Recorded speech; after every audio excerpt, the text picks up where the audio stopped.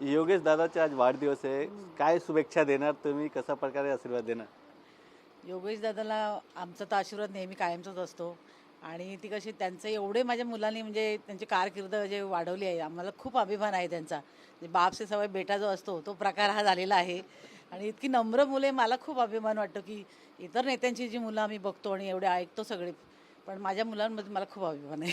आता गृहराज्यमंत्री आहे, पुढे काय होणार, कसा प्रकारे तो उद्या राहती काय अपेक्षा असू शकते ना एका आईची.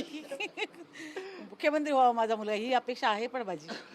बाई तुम्ही कसा प्रकारे आशीर्वाद देणार आहात काय? आमच्या दोघांचाही आशीर्वाद आहे.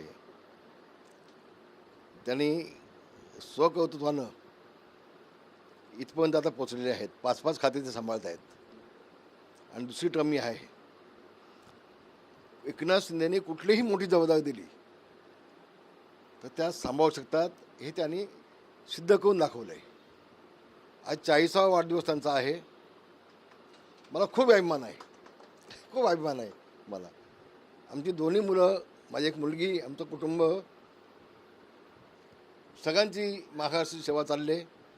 मोठा मुलगा देखील चांगलं काम करतो, योग्य चांगलं काम करतो. यांची कामं जेव्हा बघतो आम्ही माध्यमामधून तेव्हा आम्हाला खूप अभिमान वाटतं की आम्ही दोघंही भाग्यवान आहोत. तेव्हा आजच्या वाढदिवसाच्या निमित्तानं खूप खूप खूप शुभेच्छा देतो आणि आशीर्वाद देतो. यांच्या नेतृत्वाखाली एक मोठा यश या निवडणुकीमध्ये मिळाले आहेत, त्याबद्दल काय सांगा? नाही, त्यांनी जे एकनाथ शिंदेने विश्वास ठेवला त्यांच्यावरती, तो विश्वास त्यांनी सार्थ करून दाखवला. मी महाराष्ट्राचं नेतृत्व करत असलो तर माझं स्वतःचं घर पण मी सांभाळलं पाहिजे. आणि त्यांनी मला वाटतं ग्वाग मतदारसंघातल्या देखील 4 जागा त्यांनी निवडून आणल्या जिल्हा परिषदच्या. नुसतं दापोली मतदारसंघ त्यांनी पाहिला नाही तर बाजूचा ग्वाग मतदारसंघातल्यामध्ये ती भास्करला माज चढला होता, तो भास्करचा माज माझ्या मुलाने उतरवला कालच्या जिल्हा परिषद निवडणुकीमध्ये. म्हणून मला खूप अभिमान आहे. जवळजवळ 19 पैकी 18 जागा जिल्हा परिषदच्या माझ्या योगदानाने त्यांनी निवडून आणल्या आणि एकनाथ शिंदेने जो विश्वास ठेवला होता तो विश्वास त्यांनी साथ ठेवला. काही एक इच्छा जाहीर केली आहे की मुख्यमंत्री व्हावं, तुमची काय इच्छा आहे? त्यांच्या कारकिर्दीची सुरुवात अशी चांगली आहे.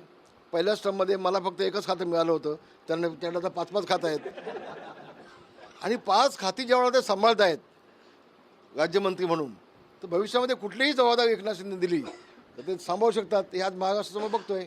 विशेषतः विधिमंडळामध्ये ज्यावेळेला ते उत्तर देत असतात तेव्हा विधिमंडळामध्ये माझे जे जुने सहकारी आहेत ते मला फोन लावून सांगतायत, रामदास भाई, असं वाटत नाही की योगीदाची दुसरी टर्म आहे.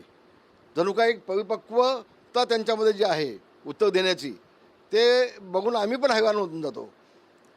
तेव्हा हे सगळं जुनी लोक ज्या वेळेला मला फोन लावून सांगतात आणि पुढे हे सांगतात, तो कोळंबकर एक आहे, तो म्हणतो बाप सवाई बेटा, योगेश दादा खूप पुढे गेला भाई तुझ्यापेक्षा. तेव्हा अभिमान वाटतो. आपल्या मुलांची कारकीर्द बघून आपल्याला अभिमान वाटतो. आणखी पुढे जाव्यात, राजकारणामध्ये आणखी मोठं यश त्यांना मिळावं आणि त्यांच्या हातून महाराष्ट्राची सेवा घडावी असे आशीर्वाद देतो. खूप खूप धन्यवाद. व्हिडिओ जर्नलिस्ट अजय मोहितेसह गोविंद ठाकूर, TV9 मराठी, मुंबई.